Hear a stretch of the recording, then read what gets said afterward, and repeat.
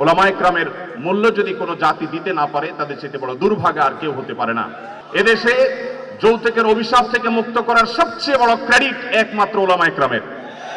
এদেশের 3 লক্ষ মসজিদের কমপক্ষে 6 লক্ষ ইমাম মুয়াজ্জিন রাষ্ট্রকে দেওয়ার জন্য প্রতিনিয়ত চেষ্টা করেন এবং দিয়ে যাচ্ছেন। দুর্ভাগ্যজনক বাস্তবতা, স্বাধীনতার 50 বছর পরেও ইমাম মুয়াজ্জিন এবং আলেম ওলামাদের কোনো অবদানের স্বীকৃতিটুকু রাষ্ট্র কখনো দিতে পারে নাই।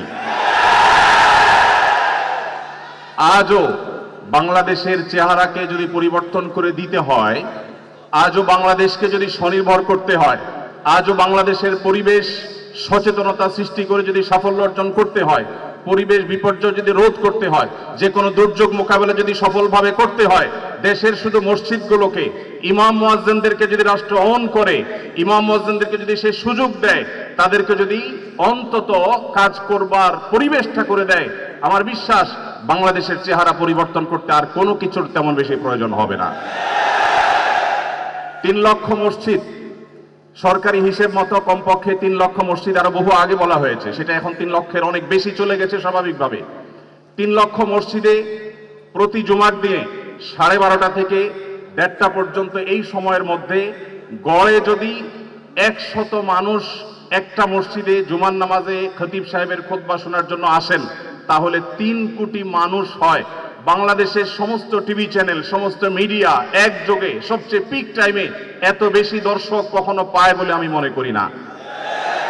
এবং সারা সপ্তাহের সবচাইতে মূল্যবান সময় বৃহস্পতিবার রাতে, শুক্রবার অফিস নেই, স্কুল কলেজ নেই, মাদ্রাসা নেই, সবাই ফ্রেশ একটা ঘুম দিয়ে, সপ্তাহের সবচাইতে ভালো গোসলটা দিয়ে, সবচেয়ে ভালো নাস্তাটা করে, সবচেয়ে সুন্দর পোশাকটা পরে, সবচেয়ে ভালো আতর পারফিউম ব্যবহার করে, সবচেয়ে মূল্যবান সময়টা খতিব সাহেবদের সামনে গিয়ে দোজানো হয়ে বসে। পৃথিবীর অন্য কোনো কৃষ্টি, কালচার, কোনো সিস্টেমে একসাথে একটা দেশের 3 কোটি মানুষকে অ্যাড্রেস করার এই সুযোগ ইমাম সাহেব, খতিব সাহেবরা ছাড়ার কারোর হাতে নেই। ইমাম সাহেবরা যদি চান, তাদেরকে যদি রাষ্ট্র আসলে সুযোগ দেয়, তাহলে সেক্ষেত্রে তারা অনেক কিছু করতে পারেন। ইতিমধ্যে আমরা দেখেছি রোহিঙ্গা শরণার্থীরা যখন আমাদের দেশে আশ্রয় নিয়েছে, সবার আগে ঝাঁপিয়ে পড়েছেন এদেশে ওলামায়ে কেরাম। প্রতিটা দুর্যোগে ওলামায়ে কেরাম যে ঝাঁপিয়ে পড়েন, সেটা নিঃস্বার্থভাবে হয়, স্বার্থহীনভাবে হয়। আমার উদাত্ত আহ্বান যে আগামীর বাংলাদেশে এদেশের মসজিদগুলোকে, আলেম ওলামাদেরকে যেন রাষ্ট্র অন করে, তাদেরকে কাজের সুযোগ দেওয়া হয়। কোনো বেতন ভাতার সুবিধা দেওয়া, এটা আসলে দয়া দাক্ষিণ্যের বিষয় নয়। এদেশে আইন শৃঙ্খলা যতটুকু নিয়ন্ত্রণে আছে, এর জন্য আইন শৃঙ্খলা রক্ষাকারী বাহিনী, সংশ্লিষ্ট বিভিন্ন ডিপার্টমেন্টে যেমন অবদান আছে, আমি মনে করি মসজিদের মিম্বরগুলো, মাহফিলের মঞ্চগুলোর অবদান তার চাইতে কোনো ক্রমে কম নয়। এদেশ থেকে যৌতুককে যে জাদুঘরে পৌঁছে দেওয়া হয়েছে, কারা জাদুঘরে যৌতুককে পৌঁছে দিয়েছে? এদেশে যৌতুকের অভিশাপ থেকে মুক্ত করার সবচেয়ে বড় ক্রেডিট একমাত্র ওলামায়ে কেরামের। এখনো কোন মসজিদের মিম্বর থেকে, কোন মাহফিলের মঞ্চ থেকে মানুষকে চুরি করতে, দুর্নীতি করতে, ডাকাতি করতে, মাদকাসক্ত হতে, কোনো খারাপ কাজের প্রতি আহ্বান করা হয় না। এই সমস্ত মঞ্চগুলো থেকে বহু মানুষ খারাপ পথ থেকে ফিরে আসে। আমরা যদি একটা সৎ, দক্ষ এবং ভালো নাগরিক গড়ে তুলতে চাই, তাহলে সেক্ষেত্রে মসজিদগুলোকে আমাদের অন করতে হবে। আমি বিশ্বাস করি আগামীর বাংলাদেশে সেটি হবে, আমরা সবাই সেটি প্রত্যাশাও করি। আমরা মসজিদ কেন্দ্রিক যে সমস্ত ব্যবস্থাপনা করা যায়, পরিবেশ সুরক্ষা, পরিচ্ছন্নতা অভিযান, দারিদ্র্য বিমোচন, স্কিল ডেভেলপমেন্টমূলক বহুমুখী কার্যক্রম আমরা সম্পন্ন করতে পারি। আমি সালাউদ্দিন ভাইয়ের সাথে পরিপূর্ণ একমত। শুধুমাত্র রাষ্ট্রের কাছ থেকে নেওয়ার ব্যাপার না, আমাদেরকে দেওয়ার চেষ্টা করতে হবে। এবং আমার বিশ্বাস ওলামায়ে কেরাম সেটা করতে চান, কিন্তু তাদেরকে সেই সুযোগটা দেওয়া হয় না। এদেশের আলেমদের কোন অবদানকে আজ 50 বছরের মধ্যে স্বীকৃতি দেওয়া হয়েছে আমি জানতে চাই। দুর্ভাগ্যজনক বাস্তবতা, সেটি আসলে হয়নি। তা আমরা নতুন বাংলাদেশে অন্তত প্রত্যাশা করি যে আমরা সবাই মিলে, শুধু আলেম ওলামা নয়, সকল ধর্মের মানুষ কাঁধে কাঁধ মিলিয়ে আমাদের প্রিয় বাংলাদেশকে আমরা বিশ্বের দরবারে উন্নতির চরম শিখরে পৌঁছতে চাই।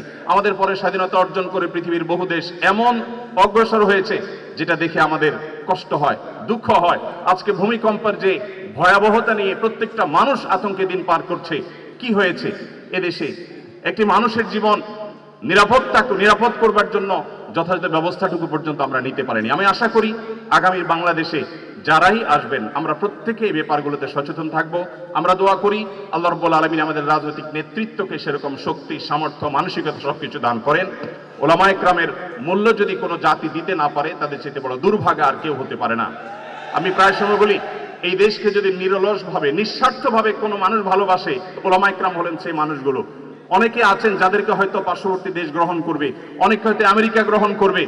ওলামায়ে কেরাম তাদের জায়গা এই দেশ, এই মাটি, ইনশাআল্লাহ তাআলা।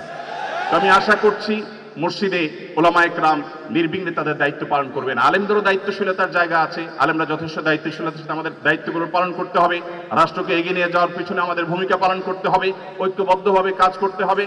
সেই সাথে রাষ্ট্র আলেমদেরকে ওন করতে হবে, আপন করতে হবে, সেই সুযোগ দিতে হবে, সেই স্বীকৃতি দিতে হবে। আমি আশা করছি আগামীর বাংলাদেশ সেই জিনিসটি হবে। আমাদের সবাইকে আল্লাহ তাআলা সেই তৌফিক দান করুন। জাযাকুমুল্লাহু খাইরা। আসসালামু আলাইকুম ওয়া রাহমাতুল্লাহি ওয়া বারাকাতুহু।